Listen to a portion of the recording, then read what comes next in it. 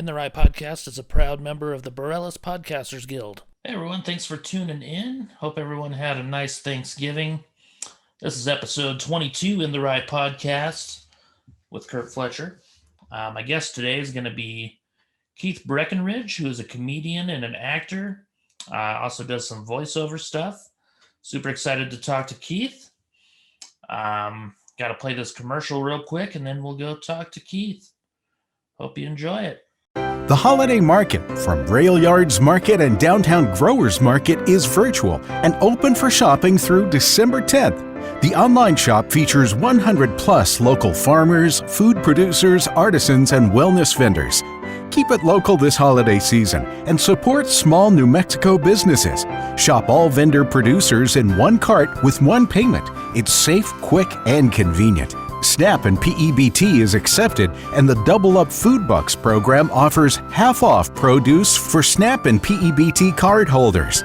Pick up your orders curbside drive-through at the Rail Yards Sunday, December 13th from 10:30 a.m. to 3:30 p.m. To shop and for details, head to railyardsmarket.org or downtowngrowers.org. What's up, Keith? Hey, what's up, my man? How you doing, How you man? doing, buddy? Everything solid, brother. It's always good to see you, Curt. You too, man. It feels like it's been quite a while. It strangely does and it doesn't. It seems like I think the last time, when was the last time when we saw each other? The last show we did together was about a year ago in Alamogordo, I think. You know what? I think that just came up on my Google Photos. It was me, you, and Kamari. We stopped at the Pinon spot on the way back. Yeah. Yeah, nice. So that's crazy that it's been a year since we. Wow, it's been a whole year? Wow. Yeah. Yeah, I was looking through my shows and I was like, I don't think I performed with Keith at all this year.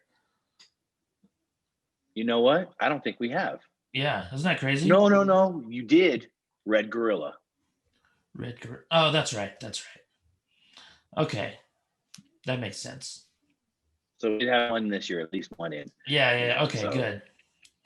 Yeah, I was like, man, I know I've seen him since then, but I just couldn't think of where. That's why I was like, exactly. I thought the same thing. I was like, I know I've seen you. It was just a couple of months ago. So yeah. But before that, it had been December. You're right. Yeah. Are you still doing the Red Gorilla shows? As many as I can, as many as they get in there. The next one I have is on the 26th of December. So cool. Post Christmas, pre New Year's. So it should be a good show. I don't have anybody booked yet. So yeah. It's a little tough to book. Oh yeah. Actually, I just got a booking at Laughs in Tucson on the 26th, but then they texted me the next day and everything was shut down again. So it got canceled for now. So it might still happen, but who knows? Everything penciled in. Yeah. It's so weird, man. Have you been? No, sorry, go ahead. Oh, sorry. Have you been able to do like any acting gigs at all, or like during this? No, the only thing I've done is I've auditioned a lot. I've done a lot of self tapings. I've been getting really good at that. I think. Well, no, I don't know. I haven't gotten any callbacks, so maybe I'm not getting really good at it. How many of those have you done so far, you think? A handful. I've had at least 2 or 3 every month since COVID. Couple for some really big feature films, some Netflix stuff. Couple, commercial things that just from anywhere from big to small, but nothing landed. I haven't gotten anything, so but at least I feel like I'm in the room. I'm still a part of the beast. So yeah, you're getting your name out there, getting your face out there. That's great, man. Yeah. Well, really saves me on headshots, because before you had to bring in like 2 or 3 headshots every time. Now you just send a digital copy over it. It's all good. Yeah, that's great. That's cool. Yeah, I see you every once in a while in that drunk driving commercial. The Ron Bell, or just it's the DWI. Yeah, Ron Bell. Yeah, it's what Jesus. That's the only. That's fine, man. Whatever. I'll take what I could get. At this point, like nobody recognizes me for comedy or anything else that I've kind of mildly done, but it's the Ron Bell stuff that sticks out to people. Random 7-Eleven people turn like, hey, you know Ron Bell, don't you? Like, yeah, shit. Strange little man. Yes, I do. Oh my God, he's the weird one of the weirdest dudes in town, I bet. I think you see him coin the phrase. I think I'd say he's like the what is it? The Tiger King, one of the Tiger King of freaking Albuquerque. You know what I mean? I don't know if you ever heard this, but a friend of mine, her mom used to be a stripper at Chapter 2, and Ron would go in there. Chapter 2. The strippers go to die. Oh yeah. Well, Ron Bell loved that place. He would ask the strippers to pee on him. Okay. Go, bud. Hey, buddy. Hey, bud. Not sure what happened there. That's all right, man. That's one thing that sucks about these Zoom podcasts. You know, you never know when the audio is going to cut out or video is going to cut out. Yeah. Like I had Nikki Mangin on, and she was in Chama and just had really bad reception, and so it was a tough episode because it was hard to, like, I didn't know when she was done talking and stuff, so I was like, there's a bunch of like awkward pauses and things like that. So weird delays and bullshit. Gotcha, man. Yeah. All right. But yeah, Ron Bell would ask the strippers to pee on him. I thought that was kind of funny. Yeah, no, that's interesting. I mean, that's a brave request. I don't know. It is, yeah, place. For sure. I mean, when I mildly know you. Yeah, right. I mean, he might have known him pretty well at that point, but. Oh, sure. Sharon, here comes little Pee-Pee here again. I wonder what he's doing now that the strip clubs are closed. Where he's having some in-home sessions. You know, he had a pole installed. Probably. I would think. He's probably got all the poles from Chapter 2. Right. He put them in at his house. Like, these smell like STD. Yes, perfect. I like them used. Vintage. So did you get to hang out with him on the set when you were filming? No, he just stopped in briefly and then left. I never even really got to meet him. I just saw him. Really? Yeah. It was just he signed off probably on the $150 check that I got. That was it. Yeah. And that was it. And then he left. Okay. And there was the production people were from like Tennessee. They weren't even from here. Oh wow. Yeah, it was some production company. Way to keep Tennessee. It local, Ron Bell. That's why I wanted to point that out. So yeah. I was like, okay. When it comes to peeing on him, he keeps it local, but. Right. That's that's homegrown. That's in Mexico. I want that little chili burn in the eye. That's what I want. That's what I'm looking for. Oh man, that's great. How long have you lived in Albuquerque, Keith? Man, I've been here for a while. To be honest, Mom and Dad moved here in October of '89. 89. From been here for a little while. I have to say I'm really more New Mexican than Texan now, because before I really claimed more Texas than Mexico, but it's more on the others. I crave more food than I do Tex-Mex easily. Oh, good. That stuff sucks. I don't know if you're just like staring at me weird or the thing's froze again, but it's frozen again. Hey, Keith. Hey, bud. Not sure what's going on. I mean, I do have CenturyLink, but I just took it off, so maybe we'll just use cellular. So maybe the Wi-Fi was tripping. Yeah, Not maybe. Sure what the gig is. Sorry about that, man. Oh, that's all right. It seemed like it would work for 4 minutes and then freeze up and then work again for 4 minutes and then. Sounds like me. Sorry. Yeah. Get distracted. Right. Huh? Squirrel. So you're saying you've been here since '89? Is that what you said? Yeah, I've been here since 1989. Mom and Dad moved out here, and I actually lived right across the street from Casa de Benavides. It was one of my very first jobs ever. Oh wow! The little lady Rita. Yeah, it was. I remember.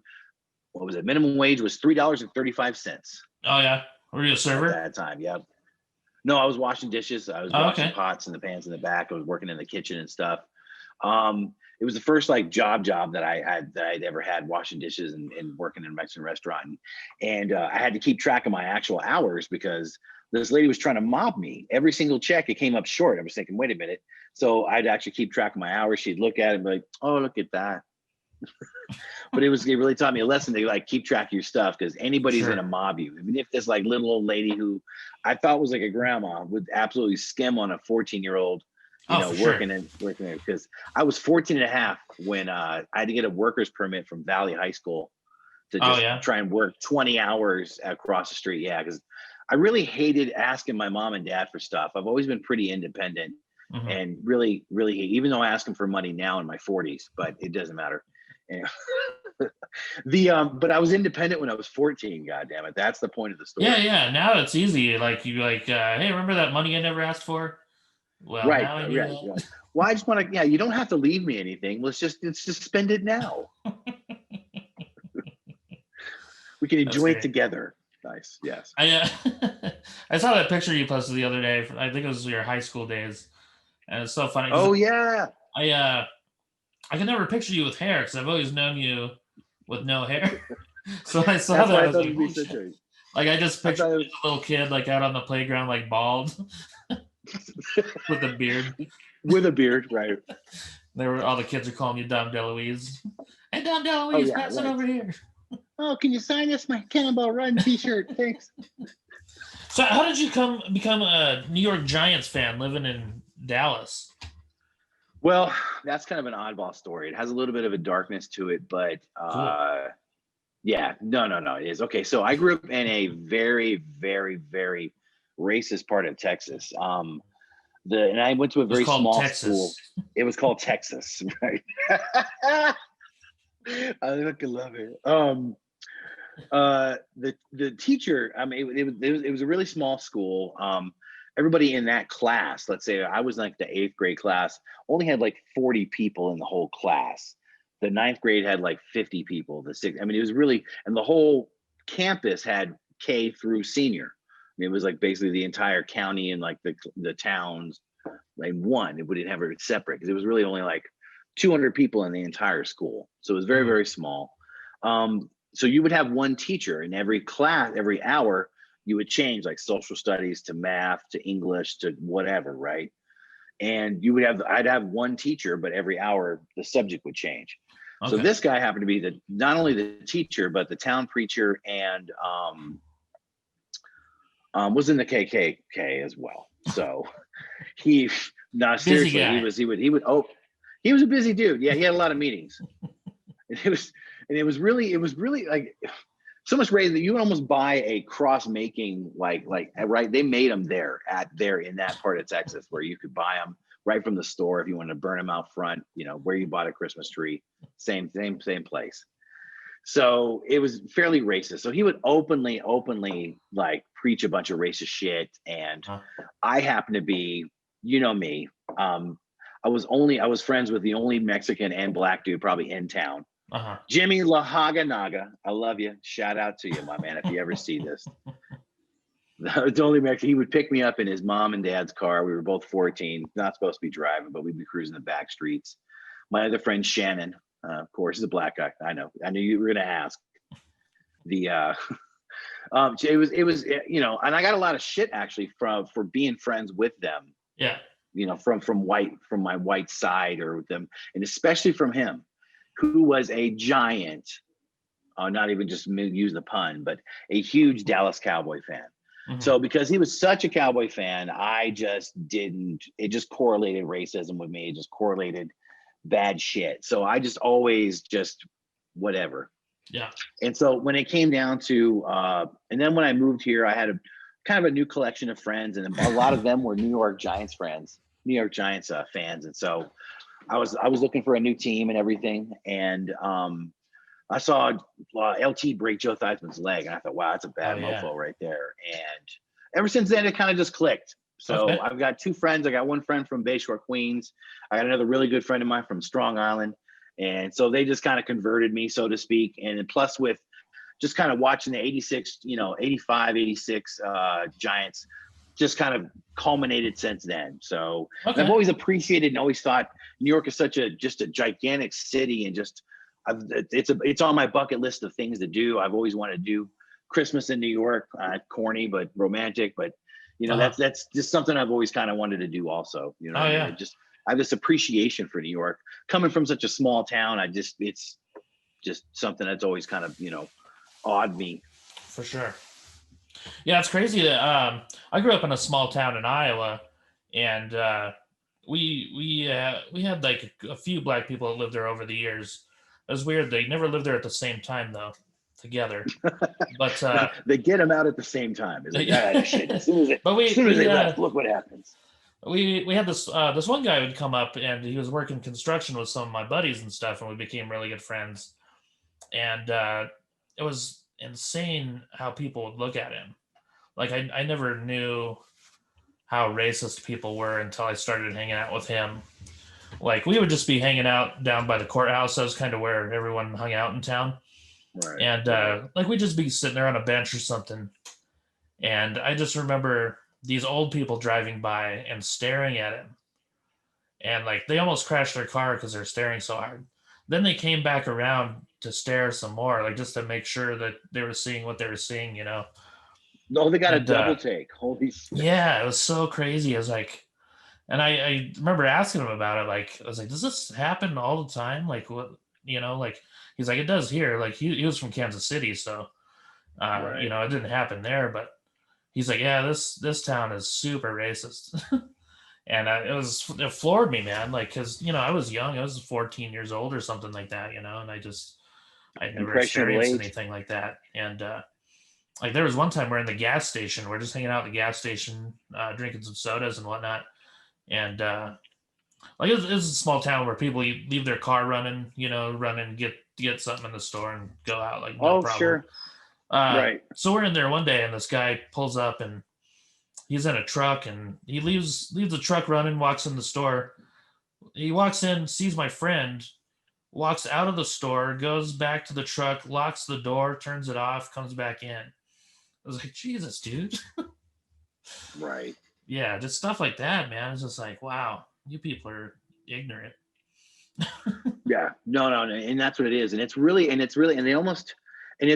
odd when racist stuff like happens on the white side of it, because they almost say something or do something so messed up or so foul, and then they turn to you for confirmation. Yeah. Like, right? Kind of right? Yeah.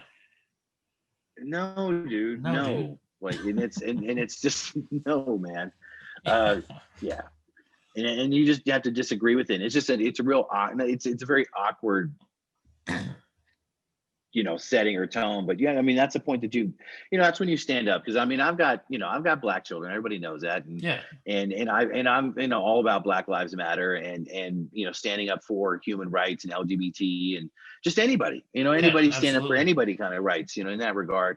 My mom and dad are hippies, and that's kind of the blanket is sort of just everybody's been equal. And that's why I was glad to grow up in it and see it to some degree, but it's absolutely real, and for it to see on my side of it, and then when I have to have these conversations with my kids, and it puts things in a little bit of a better frame of reference, because I do know it does happen. Some people want to play the ostrich and put their head in the sand and pretend it doesn't happen, but it's always been around. I just think it's more relevant and more prevalent now, because with the corny cliche social media and everything else, but with the use of cameras and just more reliance. But then media uses that, as a tool as well. I don't want to get too deep down that dark rabbit hole, but they use a lot of that as their platforms and agendas as well. So, it's unfortunate, but I've seen a lot of beautiful, beautiful things. Don't get me wrong, and I want to see it's so ugly out there, but I've seen a lot of beauty. But you just have to keep your eyes open and don't pretend like it's not happening, I guess is all that I guess is the tone I'm trying to say. Mm-hmm. Yeah, I was glad that I moved out of that town. Like, I still have friends and family there, obviously, but like when I moved to a bigger city, I was glad when I did that, as you surround yourself with different people, and you get to see how they live and stuff like that, and just kind of get to know different people from different backgrounds and stuff like that. Oh yeah, and that's one of the beautiful things I even love about comedy.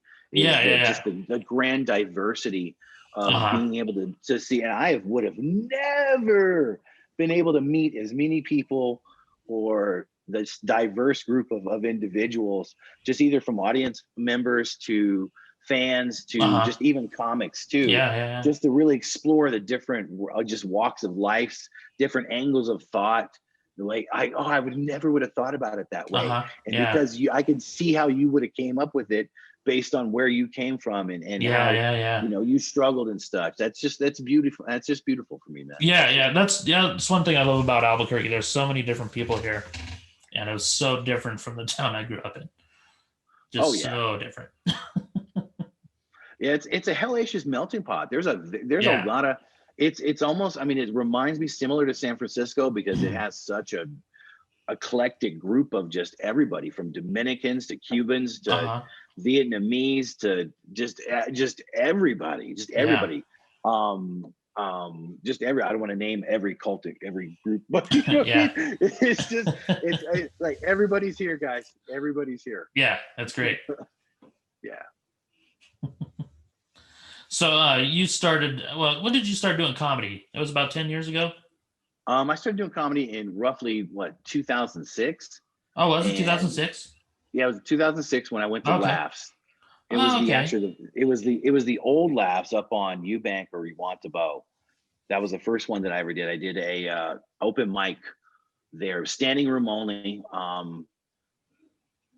Walked in, I had 3 minutes. I maybe had 5 minutes, and I just like threw it, got off stage. I had 3 jokes and got off stage right away. Okay. I got laughs. Actually got laughs, and then from then it was just chasing the dragon after that, man. Okay. I 06 would have been Academy and San Mateo.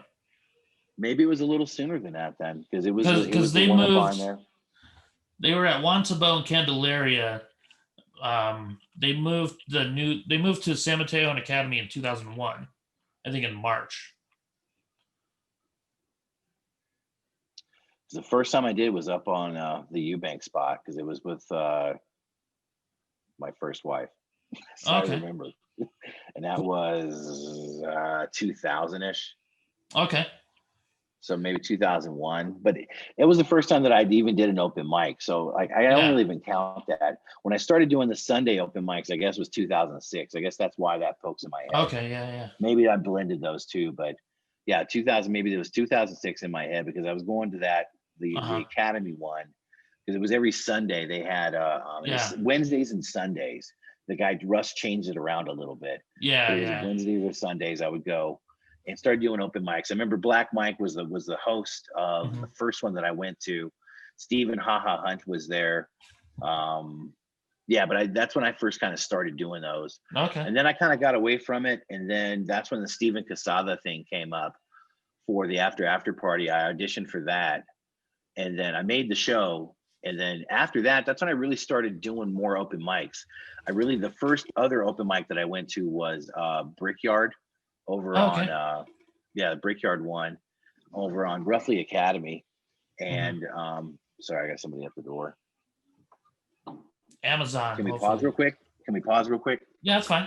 Hey bud, thanks man, sorry about that. That's all good, man. You get everything all squared away? Yeah, she has a little bug that she needed to have pushed out of the way. She was working on cars and she had just her and an old man, so they need to just push it over the little thing real quick, but it was super easy. So I'm glad it all worked out. Oh yeah. Yeah. So what were we talking about, man? Man. Yeah, I'm neighborly. We're talking about Mr. Rogers and Mr. Rogers and his fucking neighborhood. Actually, I found my Mr. Rogers sweater. I have a Mr. Rogers sweater. Do you really? Yep. Nice. Yeah. What I refer to as, you know what I mean? Yeah. It's not a sweater that has Mr. Rogers' face on it. It's no, I have underwear with that, so gross. Right on the face, right on there. We're just talking about comedy. I think you said you had started out doing laughs. Basically down the laughs down there, right? Oh, and that's right. And then the after party. Yeah, after party. That's right. That kind of spawned. I was on that season, and then started doing open mics after that. And then from there, just kind of got plugged in.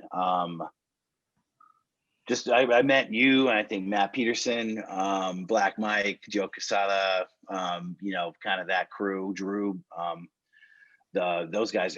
They used to do one over on Elliot's. So I started hitting a couple of those open mics and just really trying to work and just trying to like worm, because I've always been a fan and I think a student of comedy. I've always really enjoyed it and always kind of just like to understand the structure of a joke, and then started understanding the setup and the punch, and then and then a tag and a callback and little things like that, and you start trying to write those into your set, or when it organically appears, like, oh, I can use that. Yeah.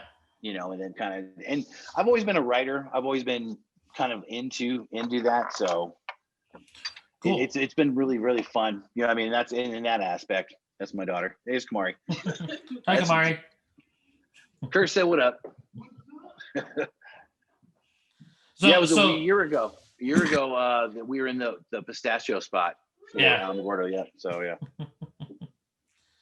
So like when you were a kid, were you a fan of comedy? Like who? Like like who did you listen to mostly? Who I've always really liked, and what kind of really got me into comedy. One thing too was, my mom and dad, we'd have family Friday nights. We get pizza, we rent the movies from the little mom and pop's place. Cool. And then one week they came home with Bill Cosby himself.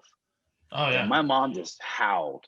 God, my mom laughed and laughed and laughed. I'd never seen her cry from laughing before. And just from then on, and I'd always kind of been a cut up and just kind of a ham. I like the spotlight. So from there, Eddie Murphy, really, when Delirious dropped, that changed my whole world for me. And that's where I kind of get. That's one of the best ever. I remember hearing that when I was a kid. I just fucking loved it. I got in trouble at school for having a Richard Pryor, one of the cassette tapes. Like I had one of the old square, cassette players. Yeah. But then I got one from my uncle. Actually, I found the tape in his truck and put it in there.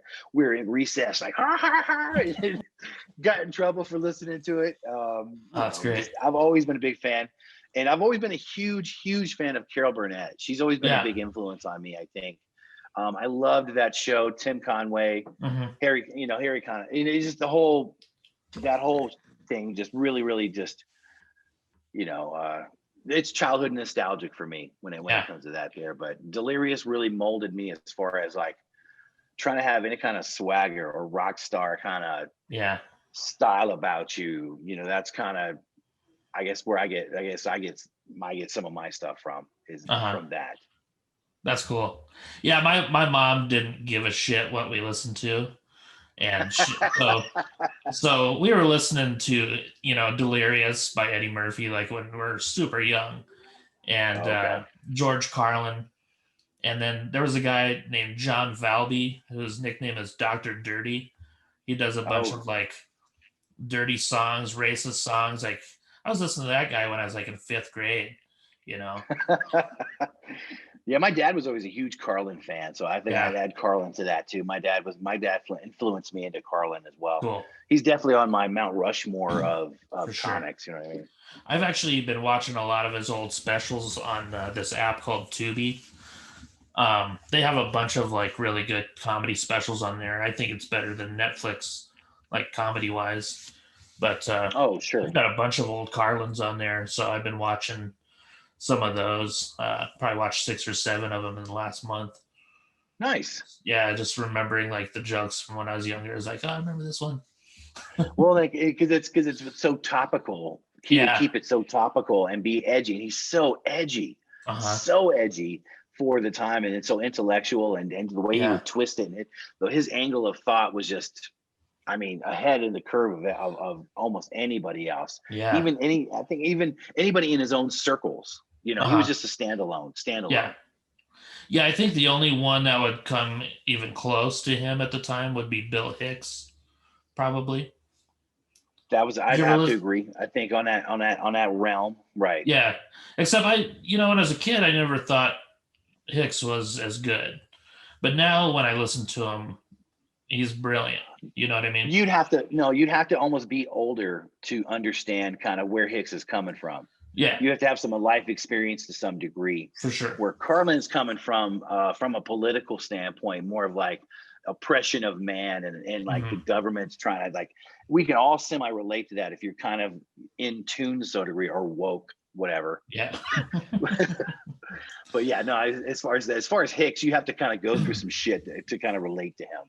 Yeah, it took me a long time to appreciate his comedy. Like, like I said, when I listened to him when I was a teenager, I was like, all right, I'm not really digging this. But I was laughing at Andrew Dice Clay. So yeah, this is Cheech and brilliant. Chong, right? Okay, Bob and Neil, get the fuck out of here. Oh God, he's terrible. Yeah, I was a huge Dice fan for a while, and Nice. Okay. I don't know why, but yeah. Everybody has their shtick. It was shock comedy, as a teenager, like Right. that's sure. That's his audience, pretty much. That's like young right males, Yeah.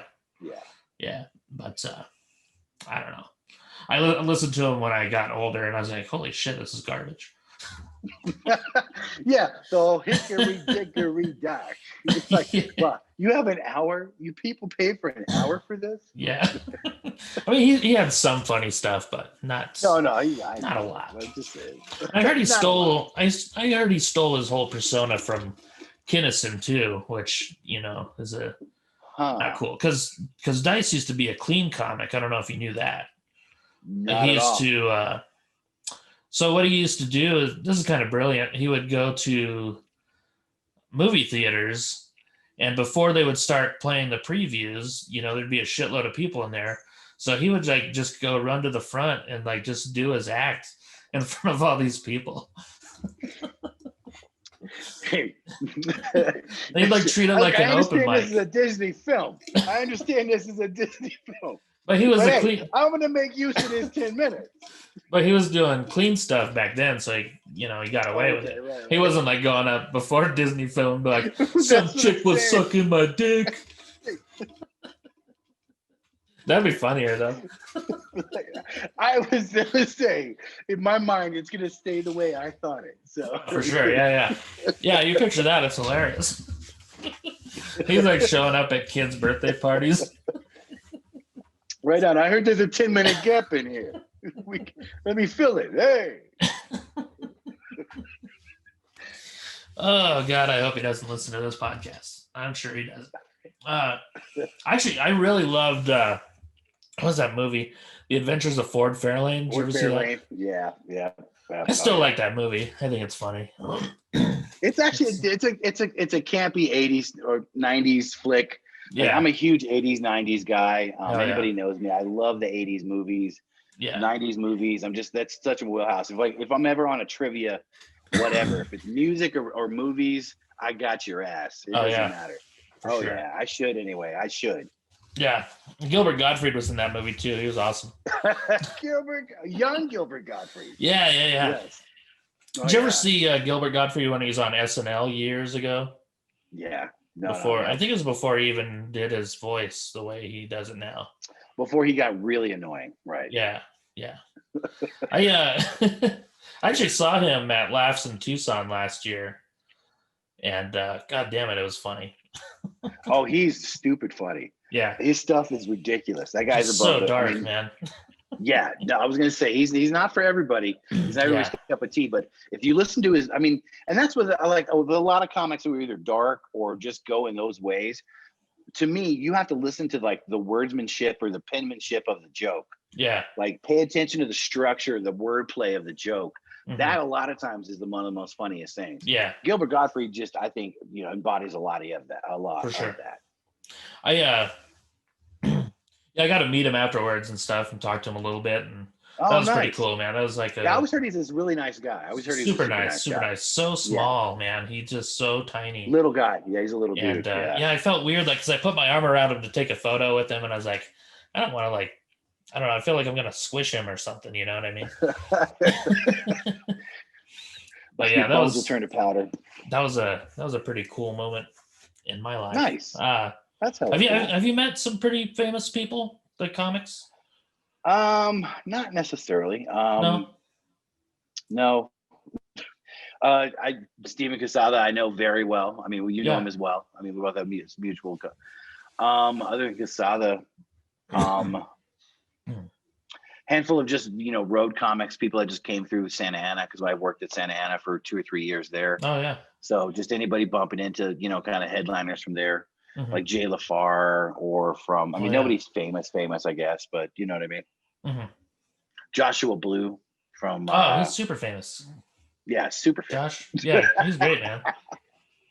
He's got like 3 or 4 specials up on Tubi. Right. So other than that, that's about it. Did I ever tell you my story about working with Josh in Texas? No.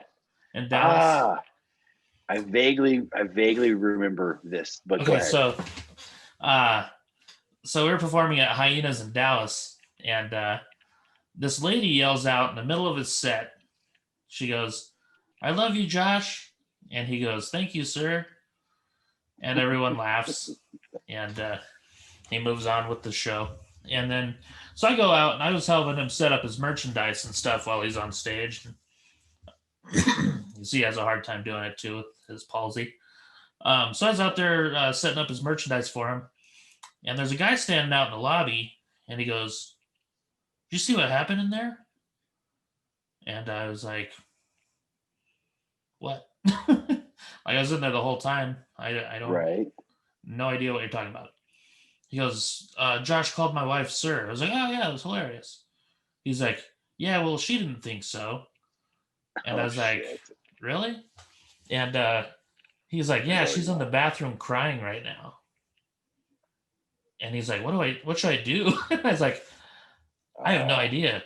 Like, I mean, it's obviously a joke. He's like, "I know, that's what I told her." He's like, he's just joking around. He couldn't see you. He doesn't know what you look like.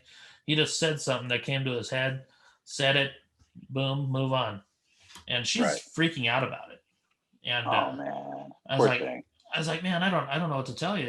It's, we're in a comedy club. We're all just joking around." So then I tell Josh as soon as he gets out there, I was like, "Hey man, the lady that you called sir is like really upset." He's like, "Really?" Like, he's like totally puzzled by this, as was I. And I was like, "Yeah, man, her husband was telling me like she was freaking out and all this stuff." And he's like, "Okay, that's weird." So I thought maybe they would just walk out and nothing would happen. Well, that's not what happened. So the lady makes a point to say something to him, which I didn't hear. All I heard was Josh going, "Sir, calm down." Oh my God. Oh my God, it's so funny. And she just stormed out of there so pissed. And I see the guy looking back at me and Josh, and he's like, "Motherfucker." That's some funny shit. Oh, that's so funny. Like, she was so pissed. See, there's so many things I miss about comedy. Just getting ready for the show, driving to the show. Oh, I know, man. Mentally preparing for it, getting there, scrapping everything, freaking out, rewriting your set, getting up there, doing it completely different, pulling it off, having a good night. Yeah, just man. That whole that whole energy exchange, it's so addicting and just incredibly just saying it is, man. And one of my favorite things is like chatting with comics. That's why I kind of started this podcast, because I just miss talking to my buddies about comedy and stuff like that, and just hanging out in the green room talking shit, And, that's and I love talking to comics, and I love hanging out with comics, because comics are like they're not ordinary people. Oh, they're different. They're not, to me, they're not civilians. Yeah. They're just different, man. And so you can talk to a comic different than you can anybody else. Like, if you take a comic and everybody has a day job. So if you take a comic, when you go back to your day job, I can't talk to you guys the same way I talk to my other friends at my other job, at my comics, you know what I mean? Like, it's a completely different conversation. There's just, there's boundaries and limits and political correctness. Sucks. I'm not saying like sexual harassment or anything. I'm just saying just normal shit, I guess. I don't know. Yeah. Yeah, you get away with a lot more stuff. Well, just more interesting, I think, highbrow conversations, even if you're. Oh, definitely, yeah. Yeah, it sucks like just chatting with a normal person and like watching what you have to say, and like if you come up with a joke, like you can't say it, like, or you have to kind of monitor it first and be like, all right, how's this gonna go? Or you try and lob something up for that, and you're like, oh man, I set that up. You didn't knock it down. What's going on? Like I used to work at pizza places, growing up and stuff, and I love joking around there, and but yeah, there's different stuff I'd have to be like, okay, I can't do this for sure, otherwise I'm gonna lose my job. Yeah, my stuff was a lot of like office management. Yeah, like just not not there for it at all. Like I'm totally in HR's office all the time. Oh yeah. That's like the principal's office for you. Yeah, no, that's like the principal's office for adults. Yeah. So what do you got coming up in the what do you got coming up in the future, Keith? What's your plan, man? Man, to be honest with you, I'm just sitting back writing, hanging out. I've Red Gorilla's the only show that I've got going on. Luckily, I've got that. So I've got some kind of live streaming comedy situation where, I can at least put pen to paper and try and, do new stuff and, just everything, hone some other things. But like, that's the only thing I've got right now. I can bring in other comics, but like normally I have half of the year booked by now, and I know you do too, and so I don't. Yeah, I'm not even sending out emails right now, man, because it's no, exactly. I don't have. Weird. Normally I have promo materials. I've got calendars ready to go. I've got dates because I'm going to give you my whole there's certain agencies that always require that you give them their year-long dates, and so I mean it's just that time of the year where you would do that stuff, and I'm not doing it, and it's weird. And I normally have a holiday poster I send out. Hey, this year, think of a comedian, hiring a comedian for, your work event, gathering, stuff like that. I didn't even send it out this year. Yeah. Because I can't, because what am I going to do? Where am I going to go? Yeah. I mean, we can't even, everybody's working from home. Yeah. Have you thought about doing maybe a Zoom type of thing? Putting together I tried doing the Zoom stuff, but it's just, I don't know. I don't have it.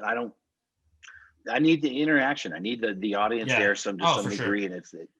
And for that feedback, it just fall out. I tried doing some of that stuff early in March because I felt and it was a two-folded thing. Like I felt the need to I was doing my public duty almost as a comedian to kind of keep the spirits up.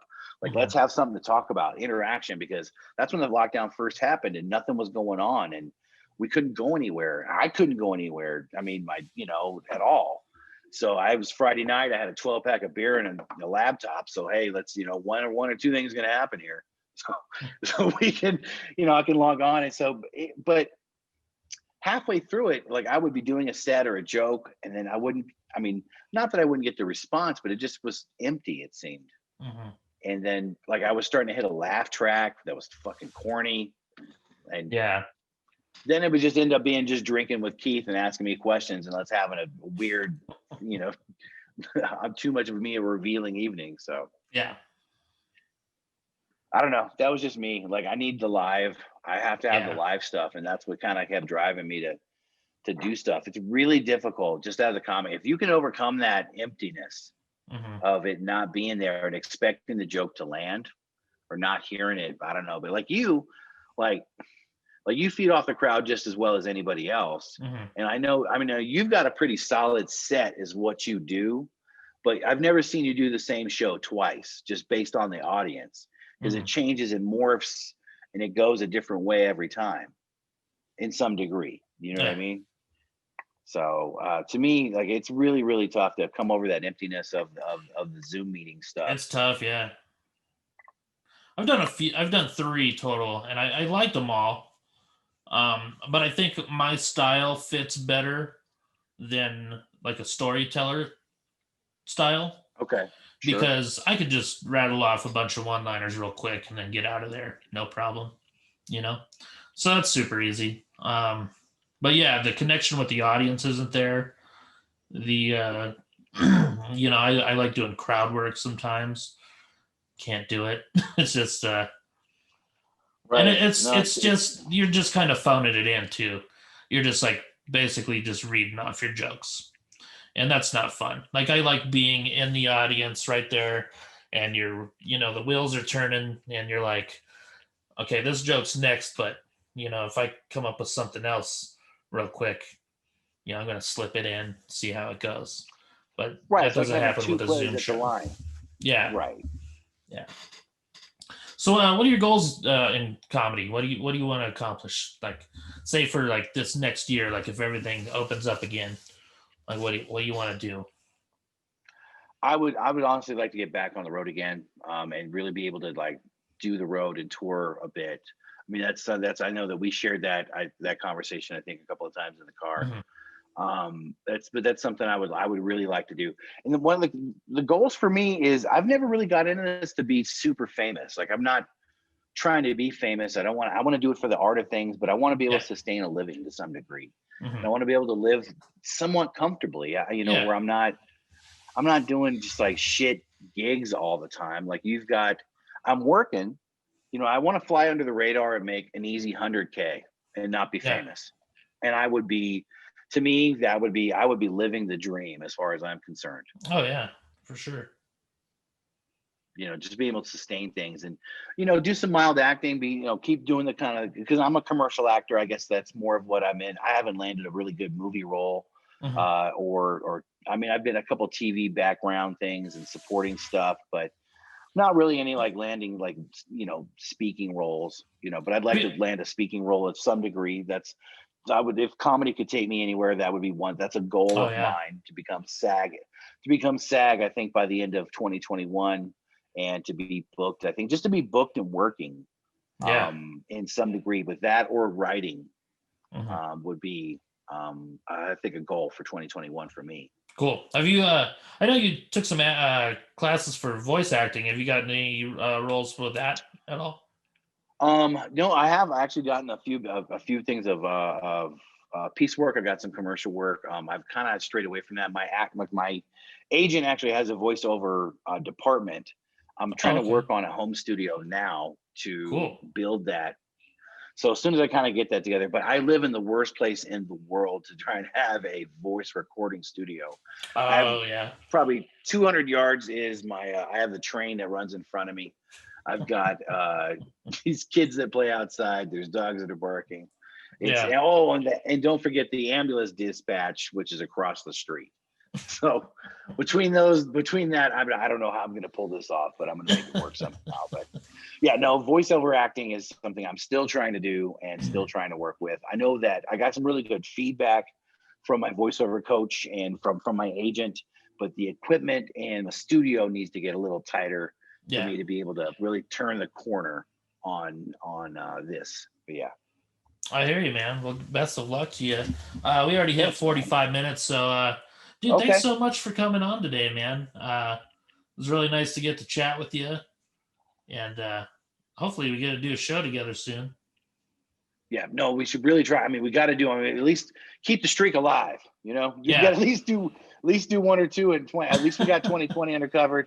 Make sure we get a show in 2021. for sure. But again, thanks again for having me on your show and your podcast. I sincerely Absolutely, man. appreciate you, and I love you like a brother, man. I I love you appreciate you. too. Wish you the best. Where can people find you online? Man, I'm on everything. You can always find me on the Keith B Comedy. You just type in the Keith B Comedy. I'm on. That's the handle for everything. I want Cool. to keep it uniform. It's on Snapchat, Instagram, Facebook. Oh, my main account actually got disabled, so I'm under a different one called Bobbert Breckenridge. So, and I've got a new thing of merchandise coming out. Don't be a Bobbert. I've got a whole new Nice. line of things coming out for that. It's actually a web series. I'm going to talk to somebody about doing the whole thing about a comic who does everything wrong, he's a bit of a hopeless romantic, and that's some of the things I do have in the work. But yeah, Cool, the man. Keith B Comedy on everything. And again, much love, my brother. I appreciate everything and wish you the best of Absolutely. luck on the podcast. Yeah, I hope you have a great Christmas, man. You too, man. All You right. too. Thank you. Take care, buddy. You too, bud. Later. Later. Hey, everyone. Thanks for tuning in. That was a lot of fun talking to Keith. Sorry we had some issues there. I think his Wi-Fi was kind of spotty, so I'll make sure edit that stuff. Not much going on. Like I told Keith, I had a show booked at Laughs in Tucson on December 26th, and then got canceled the next day.